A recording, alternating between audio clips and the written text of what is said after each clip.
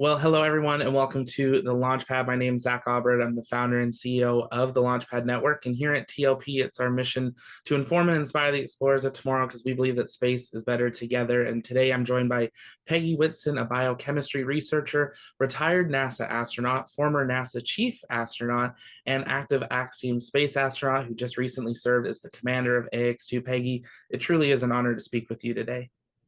Well, I'm thrilled to speak with you, Zach. You have a great following. Well, I appreciate it. Well, you just came home. Maybe to get us started, could you share a little bit about your background and how you first became interested in space before we dive into your incredible career? Well, I was actually 9 years old when the first guys, Neil Armstrong and Buzz Aldrin, walked on the moon. And I thought, wow, cool job. I'd love to do that. But I was a farm kid in rural Iowa and had no idea how to go about making that happen, nor did I even imagine it was possible. And for me, it was just a dream to be an astronaut and not anything I told anybody about particularly. I graduated from high school, though, and that was the year NASA picked the first female astronauts, the Sally Ride. And among that group was also Shannon Lucid, who happened to be a biochemist, and two medical doctors. I was interested in a science field, and I thought, well, maybe I really could become an astronaut. Luckily, I had no idea how hard it would be and just set my mind to trying to do that. In the end, it all worked out. It was not without its trials. I applied over the course of 10 years before finally being accepted in the 10th year, four times prior to that, and not accepted. And so, it was one of those cases where I guess stubborn paid off. I don't know. that part I learned from being a farm kid, I think. It's quite an extensive program to get into and interview process. And what kept you motivated to keep applying? What kept you wanting to keep trying? I was working at NASA at that time. I mean, I considered I never really had a real job because I was always doing what I wanted, which was to work at NASA. And so I was happy doing what I was doing, but I still had that ultimate goal that I wanted to achieve. And luckily I did keep trying, and here I am. Absolutely. And you've spent an extensive time in space, the leading number for the United States, over 675 days. I can't imagine being off planet that much.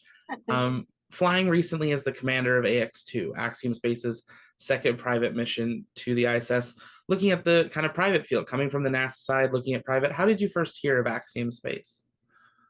Actually, a great question. Nobody's really asked me about that. But when I left NASA, Axiom Space was just getting started, and I talked to Mike Seferdini at the time, and they didn't have, they were really just a startup, and that was in 2018. And, they didn't really have quite enough funding to be offering jobs, very many jobs at that point. And so, but then a few years later, I was contacted by Axiom and asked to initially consult with Axiom. And I did that for a year and a half. And during that time frame, I also started training as the backup commander for AX1. And so that little carrot was out there that, I might get AX2. So that was very exciting for me, and I started working with Axiom a year and a half ago. So, and it's been exciting for me because when I left NASA, I thought I was probably done. I didn't know if commercial space would happen and get off the ground in time. And so, it's exciting to be a part of this change and this new role in commercial space.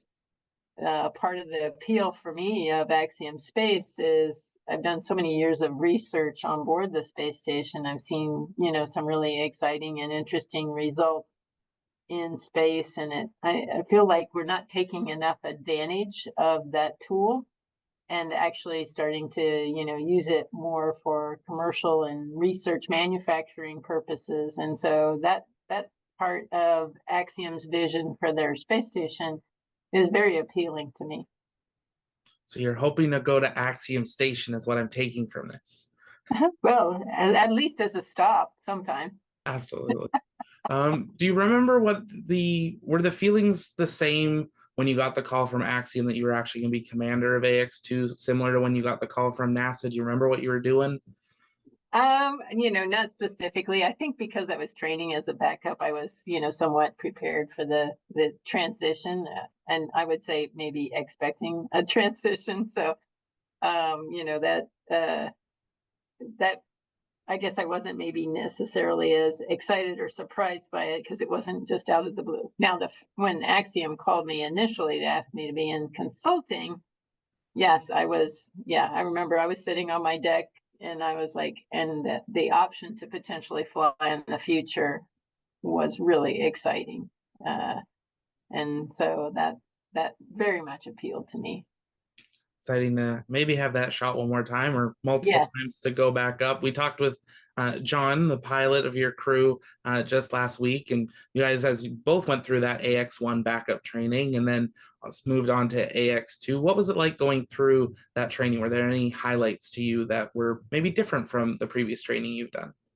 Well, obviously, the biggest difference was training in the Dragon space capsule. I really enjoyed learning a new vehicle, having the shuttle Soyuz ISS, in my past. It was fun to learn on a new vehicle that was, I would say, more modern design. And and I loved, the procedures and the data interface for the crew. It just makes the crew much more situationally aware, and so much of the data was there in all the other vehicles. It was just much harder to find, much more harder to interpret, and so it's just nice that we're making it more user friendly in this vehicle. And I really enjoyed learning about the Dragon and how it works, and so it was a lot of fun for me to that new aspect. Of course, had experience with you know the station part and the station training before, and with all the USOS partners, and so I was familiar with all that. It wasn't overly challenging for me, but what was fun about that was being able to mentor my crew and help them, learn all the ropes that they would need for being successful on orbit. So being a mentor was the fun part about the ISS training, looking at it from a perspective of if I'm going up on a short mission instead of a long mission, how would I change things? And, between AX1 and AX2, we did change some of the training program. I think we need to go back to more of a shuttle style training program in order to optimize for the shorter time period. NASA moved away from that after shuttle stopped flying, and now we need to add kind of that repertoire into Axiom Space's capabilities for the shorter missions. Is that more of an extensive training or faster, or what type of things are you changing? Yeah, so when we moved to station training, we went from what we called task training to skills-based training. So basically, you learn the general skills of how to work any different payload experiment, but you didn't necessarily learn the details of that experiment or, practice using those activities. And, in the shuttle times, you would practice everything you were going to do on every day and know the tasks specifically rather than the generic skills specifically. And so it takes longer to do the skills training, but it makes you much more flexible when you get to orbit, which is what you need on a long duration flight, because you don't know exactly what you're going to run into in a 6-month mission. You might have a plan for what the mission is going to be, but that doesn't always happen to be the case. Absolutely. Everything's always fluid and dynamic in Yeah. low Earth orbit and beyond there. Right. Having flown on shuttles, Soyuz, and Dragon, we opened it up for some of the questions from our community. And a number of them wanted to know how you compared the comfort, the launch feeling, and just the overall experience between the three crafts. And if you had maybe a favorite for a specific reason. Okay, well, I've got favorites for different parts. Okay, so for the shuttle launch with the solid rocket boosters, it's the roughest. There's most vibration. It's more shake, rattle, and roll because of the SRBs for that first 2 minutes and 40 seconds while they're attached. after that, it gets smoother because it's, you know, all liquid fuel after that point. So for Soyuz and Dragon, it's smoother. It's got the staging process, both the first and in both vehicles, that staging process is similar. There's this, you know, you have the accelerations building up on your chest, and then you get to staging the engine, the first engine or engines shut down after the first stage, and you feel like you're falling forward into your harness after you've been being pressed into your seat with the G's as they accumulate. And so it feels, you know, kind of weird. You're floating momentarily before the second stage ignites and you start moving again. It was surprising to me. In the Dragon, it felt like it took quite a bit of time to even get back up to 1G after that staging event. So it was a slow build on the second stage. The G forces at the end are very similar as you approach the 17,500 miles an hour. Those final G forces are about the same, 3 to 4-ish in all the vehicles. The shuttle actually throttled back so that it wouldn't get above that. So they, in essence, from a G-force perspective, they all felt similar. Just, you know, the staging was different in the Soyuz and Dragon versus the shuttle. But so for launch, in terms of exhilaration, I would say shuttle was number one. In terms of, you know, crew interfaces, Dragon is number one. You know, in situational awareness, Dragon was number one. For landing, I would pick shuttle. Landing on a runway. It's very civilized compared to landing in the dirt or even in the ocean. But so for different phases, there's different things. And the G forces on reentry, similar, except for the one ballistic reentry I had, which was a little bit more high in the Soyuz. Just a little bit more fun to it, just to add to your journey. Fun's not the adjective I would use. I always refer to it as sporty. Absolutely. Looking towards the Dragon launch for AX2, you've launched a number of times. Personally, getting ready for launch, do you have routines or practices you find yourself that you kind of go through in the days leading up to it that you're open of sharing about? Well, the biggest, you know, routine is trying to be prepared, and in this particular case, I was trying to ensure my entire crew was prepared. So I probably worked them a little hard in quarantine, maybe harder than I should have, but they were definitely prepared. They got to orbit, and you know, they were firing on all thrusters immediately, and so I was very proud of their performance. But we did train a lot. Did a lot of last minute training, reviewing our timelines and making sure everybody was very familiar with all the procedures as we led up to that launch.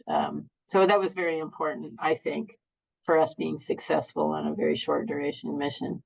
You know, from a personal perspective, in terms of, you know, personally when I was feeling, I mean, as you get closer and closer to the mission, it starts seeming, well, this might really happen. And it becomes a little bit more real. So it gets a little more exciting as you're going along.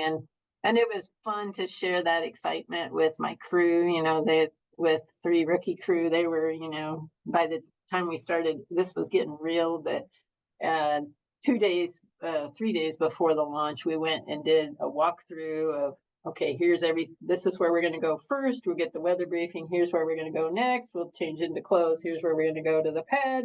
You know, we walked through everything. And then the next day we came in and actually physically did everything, suited up, went out and did what we call the dry dress, where we actually physically got in the cars, went up to the launch pad, got in the vehicle the same way we would on launch day, which I think is good practice, you know, because everybody, you know, you don't know what it's going to feel like on the real day until you do that dry dress walkthrough. And to me, that makes it feel more comfortable than on launch day because, well, we just did it 2 days ago. And so it seems like everybody's comfortable. And so my crew was so excited when we were going. It was fun to be in the vehicle with them. They were quite an exciting crew. I had the privilege of being there when you guys arrived via helicopter and getting to see you guys just before you go, and was quite the atmosphere seeing you guys arrive and see your families before you headed on off to get suited up and everything there. Kind of touched on it, but the emotions of seeing your families, having done this a few times, what's that like? Being like, well, I'll see you in a week and a half. We're just going to Yeah, space again. yeah. No, so for me, it was like, it's like, oh, because it was such a short mission this time, it wasn't even like it was like, oh, I'll see you soon. Yeah. Kind of, it's like, oh, it's not even going to be gone a month. So I'd already been gone 2 weeks in quarantine. So, another week, and a half on orbit was not going to be a big deal. So, but it was fun. And it was fun for me to see, Ollie and Rayana's family, because they were obviously so very excited, with the being such a meaningful event for them. A very historic event for them and their whole country and region. Seeing that, what was it like commanding a mission that maybe sort of routine for you going kind of up to space, but is such a major milestone for them, for Saudi Arabia, and the first female going up and just opening that whole new chapter? Oh, it was very exciting because I knew what it would mean to these folks, and I'm sure they're now just learning how much it's going to change their lives there. But I think I was probably the only one that had a clue how much it was going to change their lives. And I had, I as I said, I enjoyed mentoring both of them. John as well, just about what to expect. He's done a lot of interesting things in his life, but wanted everybody to be prepared for, what you're going up to. Well, every astronaut that goes up and comes back shares their experience of the overview effect. It's different for each and every one. Some get a kind of smack across the face experience, and some it takes a little bit longer to actually comprehend and process everything they saw. Do you remember your reaction your first time going up, and has it evolved over the times you've gone up? That's a good question. The first time I went up, it was definitely, looking out the window. My job was, as soon as we got to orbit, and we had MECO, then main engine cut off, I was supposed to unstrap and go up, get the camera, and videotape the external tank as it's floating away from us. And I get up there and I get the camera out, and I'm like, oh my God, look at the Earth. I'm like, oh, I'm supposed to be taking a picture of the external tank. Oh my God, the Earth is just so beautiful. But I use the analogy, it's like I lived my whole life in semi-darkness and somebody flipped the light switch on. It felt like there was, I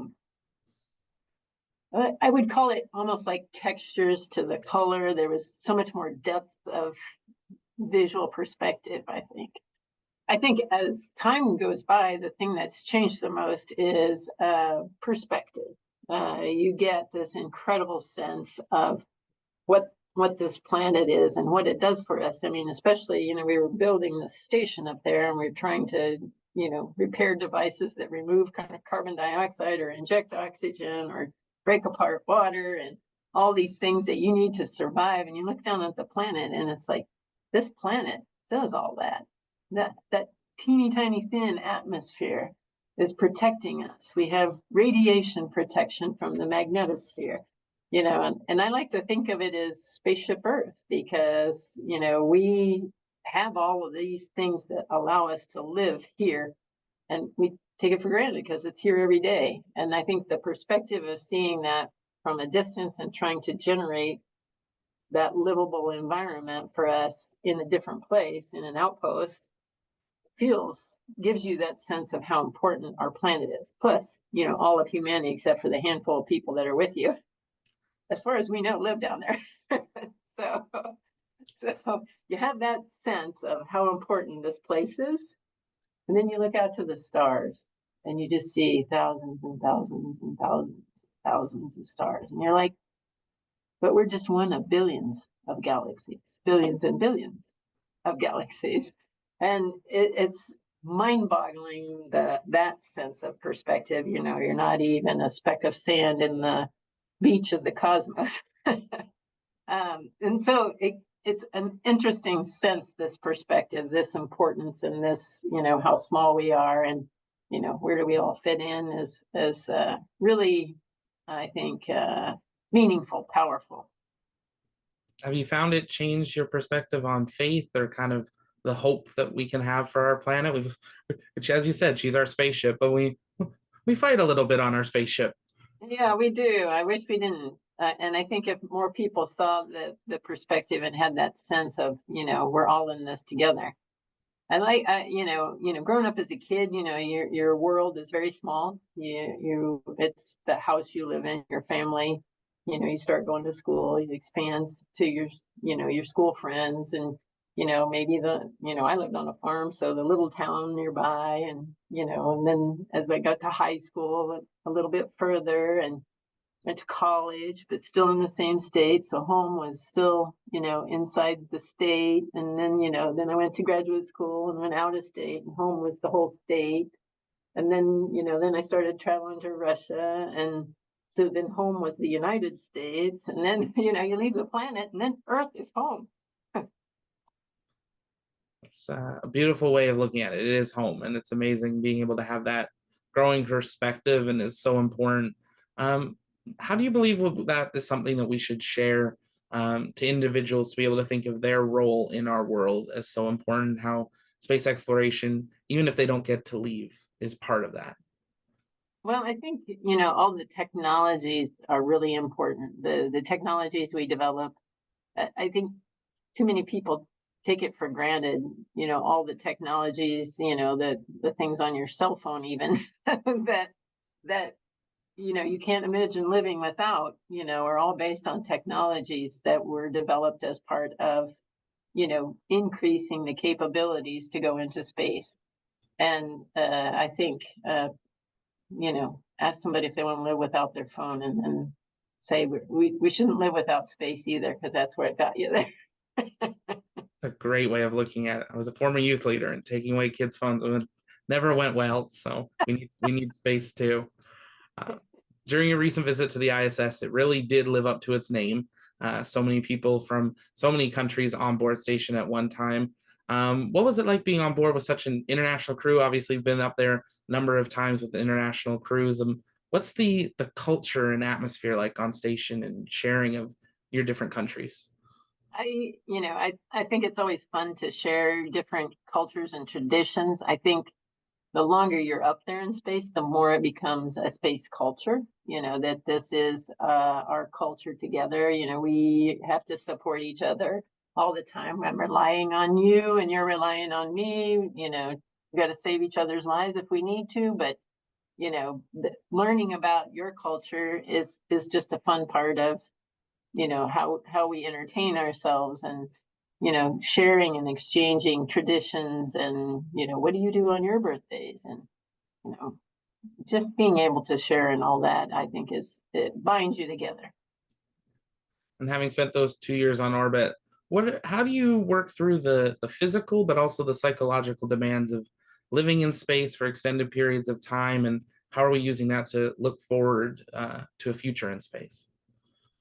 Well, I think, some people get bored in space, which I'm sad to say. I have never been bored, but I like living in the moment. I know, even on my, on this flight, it's 8 days, 9 days in space. I'm going to enjoy every moment I can, and just like take it all in. And even if I'm busy as I can be, I'm contributing to space flight and continuation of space flight. And so, to me, it feels important to be a part of something bigger than me. Absolutely. I couldn't imagine being up there, knowing the grand scheme of what you're being part of. Only just 600 people now having gone up. It's amazing to see that number growing as fast as it is, and Yeah. that 1,000 approaching hopefully soon. But it's exciting to see that growth. How do you slow down on station and take a break or even just sleep. I can't imagine actually putting yourself in the closet and going to bed. Yeah, well, it's it it is difficult for folks, and especially on a short duration mission, to scale it back. But on a long duration mission, when you have the opportunity to take time and enjoy it, it's just spectacular. I remember one of the first times I sat in front of a window, just floated in front of the window with a friend of mine, and we went around the world together. Now, that's a friendship and a story right there. Yeah. During your mission, you've participated in literally countless scientific and research projects. Have there been any that have been kind of a major highlight for you, or that you've been excited to see where it's gone from when you were actually working on it? Yeah, there are a lot of really cool investigations that have gone on. There, a number of physical sciences things, which I'm not an expert in, but it was fun for me to participate even in those activities where I'm not an expert. I am, doing everything from superconductors to soybeans. It's a pretty diverse types of research that we get to do. My favorites, I would have to say, well, growing actual lettuce that we could eat was fun. Because it was, every other harvest would be for science, and then the next harvest would be for us to eat. So that was fun, just from a crew interaction perspective. But from a scientific perspective, on this last mission, actually, one of the experiments was cancer in Leo. So we were looking at using a new potential treatment therapy against different types of cancers, colorectal cancer, breast cancer, and epithelial, and looking at whether those treatment therapies would work. And the reason we use zero gravity is because the tumors grow faster in space and they grow more like they do in your body. And so if you're going to test a drug, if you can stop it when it's growing faster, or test whatever the object, whatever it is you want to test, it's a great model system for them to test things like that. So that was one of the things I'm really excited to hear about the results. I heard just big picture words from the investigators that they're really happy, but I haven't seen any of the results. The stem cells was another one I did on my last expedition, and we did on this one as on AX2 as well. And the stem cells we found, actually some types will actually proliferate better.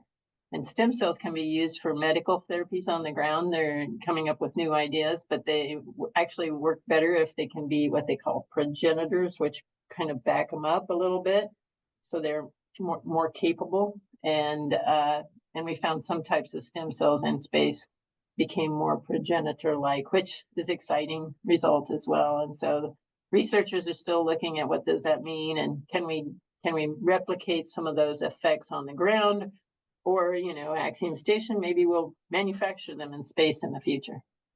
You need to get those daily missions going up and down, bringing that science back. It's been incredible watching the station and just the science evolve, and how real world it is. These cancer treatments and stuff they're close, and that's going to change millions, if not tens of millions of lives. One of your biggest experiments on station would actually be yourself, having gone up 4 times. What's that journey like for you? You a living experiment. I am.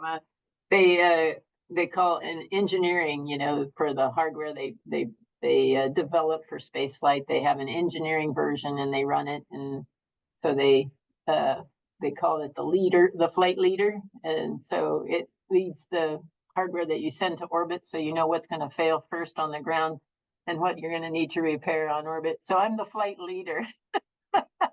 We'll figure out what fails in me first, and then we'll know what to fix for everybody else. Well, we appreciate your service, I guess. Looking ahead, AX2 now, another kind of chapter that's wrapping up. What are long-term aspirations and goals now with space exploration, with STEM, with research? There's so many things that you're a part of. Yeah, I know. I'm hoping to continue in all those areas. Very excited about Axiom's role in the new spacesuit development as well. Looking forward to maybe helping out over there as well. So there's lots of things out there to keep me interested, I think. Very much so. Lots of stuff happening. It's amazing how much stuff Axiom is involved in. So excited to see where they go. As someone that has so uniquely experienced the greater universe and our solar system and our Earth, what would be a message looking to this future of exploration, reaching to the moon and then to Mars? What would you want to say to that first Mars crew as they sit on the pad, getting ready to go? Appreciate where you are and where you're going. Short and sweet and beautiful all at once. That's great. Well, we always wrap up our interviews with kind of a similar question. We're entering this new era of commercial space exploration, even just regular people exploration, and it's becoming a new normal. And we have this new generation that's looking at what their future is, and space seems to be that option. Just like when you saw those first female crews going, we're now seeing regular people go, and they feel that it's tangible. What's something to wrap us up that you would say as advice or encouragement to this generation, and why how should they look at their future, and why should they maybe consider space as part of it? Well, I think you should find your dream and figure out what it is that you're passionate about. But to me, that I think in looking back at my career, what I can say that's made me most successful is challenging myself to do things that were a little outside my comfort zone. You can always do the things you know you'll be successful at, but if you fear failure too much, you'll never find out what you're really truly capable of. So just embrace the fact that, yeah, there might be failures along the way, and I'm going to learn from them. I'm going to be better, and I'm going to push and do the next thing too. And I think you can reach amazing heights that way. Well, I appreciate your time, Peggy. I'll give the gift of time back. You're involved in so many things. I'm sure you got stuff to do, but thank you so much. Truly an honor to speak to you, and hopefully we can connect again in the near future. Oh, it was a great interview. Thank you, Zach. Thank you, Peggy.